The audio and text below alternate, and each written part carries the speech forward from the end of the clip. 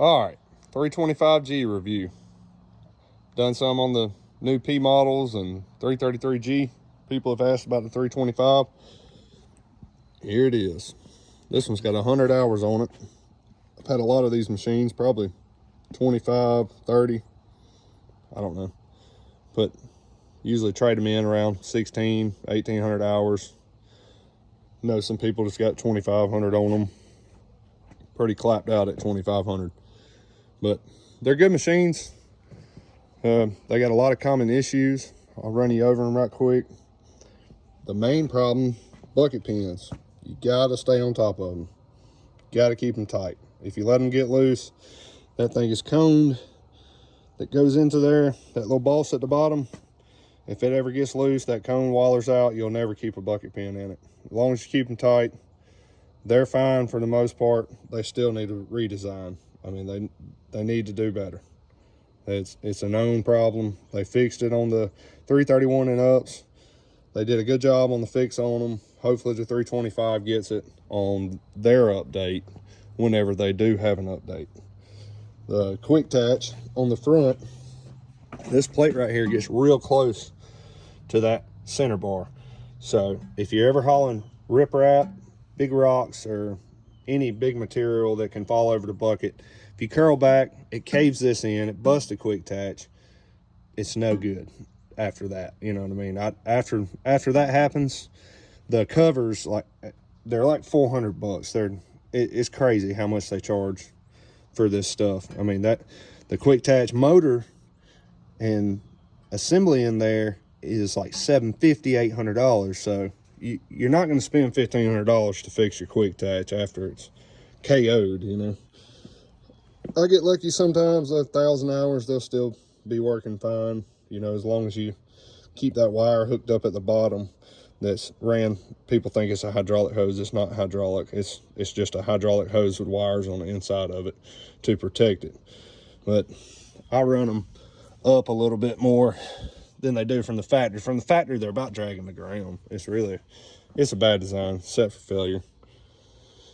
The wires from the factory, they're usually just dangling all around, all the way to the back.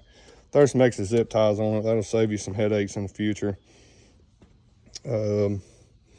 Stuff like this, I usually zip tie these so they're not rubbing sharp edges like this. I mean, just real simple stuff. This one, customer broke the bolts off that, so can't blame that on Deere. Don't normally have any problems with it. Right here, it's a pretty common issue. That sharp edge right there on that flat bar, or where that square tubing comes to that round right there, I usually grind that flat, try to make it real smooth, and then I'll take an intercooler boot and wrap it around that assembly right there, throw some zip ties on it, just to keep that from rubbing. Because about 600-700 hours, especially if somebody's running a grapple bucket all the time, really raising the boom up all the time, the farther you raise this boom, the more pressure these hoses go on this. So, I mean, it's just cramming them hoses down on that sharp edge when you're lifting and lowering the boom all day.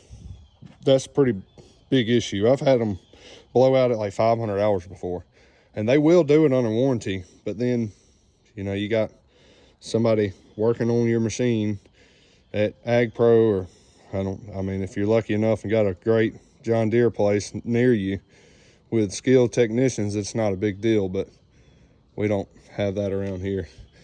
I try to do my own work unless I just absolutely have to. This little pin that holds the hood on, it backs out. Just like I said, 100 hours on this machine. You can see how far it's backed out. It's pretty raggedy. The hood on these things, super flimsy. Buy a bumper when you buy the machine.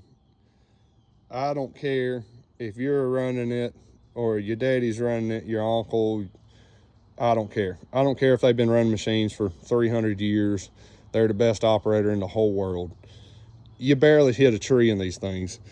This grill assembly is mounted at the bottom by nothing hardly. I mean, it don't take anything. You could probably drop kick this thing and kick it in an inch. It don't take much. put a bumper on it. It'll save you a lot of headache. I know they're expensive. They charge crazy money for them, like 17 or 1800 bucks for this bumper, but it'll save you in the long run. Panels, better be careful with them too. They get, you can see that one's got tweaked already by something. Who knows? Yeah, I think both sides. Yeah, both sides have been hit on this one. Ain't no telling.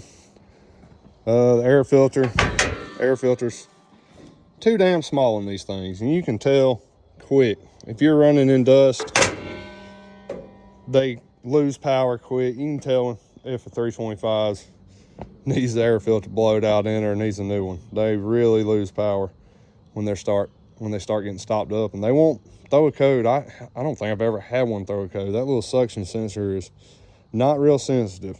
They probably need to make that a little more sensitive to that way people blow their filters out every once in a while. But overall, people love them. They're smooth operators. They're strong. The weight on them's real good for hauling around. You know, that's why a lot of people like them, because you ain't got to have a big trailer to haul them or whatever, which I haul everything on my 14 ET Big Techs. That's got a lot of extra bracing over the years. But yeah, if you got any questions on them, let me know. I can tell you. I don't never have any major issues with them. No major failures. So overall, good machines. Just have to keep an eye on that stuff I just talked about. But let me know if you got any questions. Appreciate it.